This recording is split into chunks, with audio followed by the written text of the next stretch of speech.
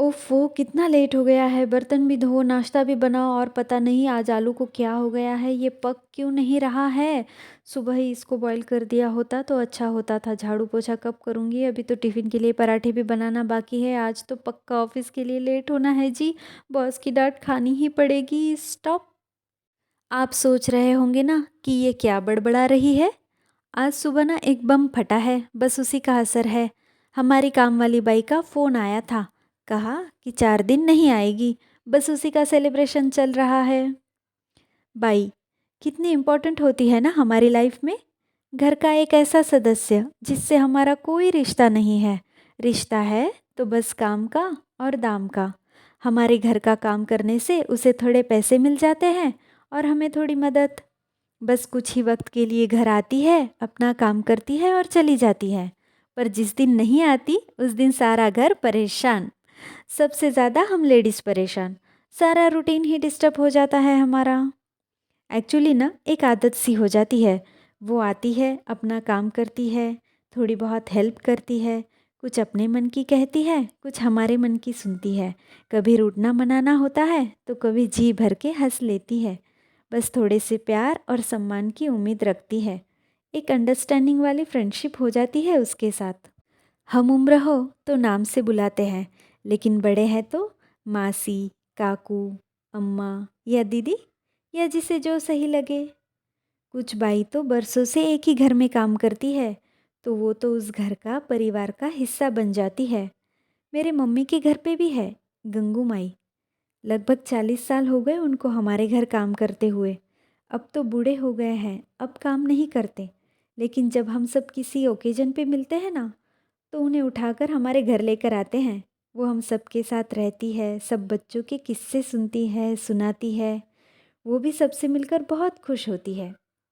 लेकिन कुछ काम वाली बाई ना इन सब से थोड़ा हटके होती है। इतनी मज़ेदार होती है ना कि पूछो मत। गलती दिखाओगे तो भाग जाएगी, छुट्टी नहीं दोगे तो काम छोड़ जाएगी, काम जो दिया एक्स्ट्रा तो चिल्लाएगी, उसके काम के बारे में कुछ कहा तो बोलेगी, हिसाब करो मेरा, कल से मैं नहीं आएगी। तौबा तौबा। बहुत लोग होते हैं जो ऐसा सर दर्द रोज़ झेलते हैं। झाड़ू तो ऐसे लगाती है मानो फर्श पे कोई पेंटिंग कर रही हो। कपड़े ऐसे धोती है मानो कपड़ों को डुबकी लगाना सिखा रही हो। और बर्तन पता नहीं पानी से साफ करती है या पटक पटक के साफ करती है। पर इसे कुछ कहो तो पता है ना क्या धमकी मिलेगी, कल से मैं नहीं आएगी। भाई के आने पर ना कभी कभी घर वाले बहुत इरिटेट होते हैं। एक तो ये आते ही सारे फैंस बंद कर देती है, उसका झाड़ू पोछा ना हो तब तक कोई अपनी जगह से हिले नहीं, और सारा काम फ़ोन पे बात करते करते होता है, तो कोई टीवी भी ना चलाओ। और जिनके घर में छोटे बच्चे होते हैं ना 3-4 साल के, कभी उन बच्चों को ध्यान से देखना। एक क्यूरियोसिटी होती है उनको कि आखिर ये है कौन जो रोज़ हमारे घर आती है, सारे घर में घूमती है।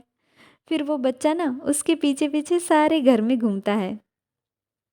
सिर्फ काम वाली बाई का स्वभाव ऐसा हो ये ज़रूरी नहीं। कभी कभी गृहिणी भी मज़ेदार होती है। बाई का इतना भेजा खाती है, इतना भेजा खाती है कि पूछो मत। सारा काम उसके सर पे खड़े रह के ही करवाती है। वो चाहे कितना भी अच्छा काम करे, गलतियाँ निकालती ही है।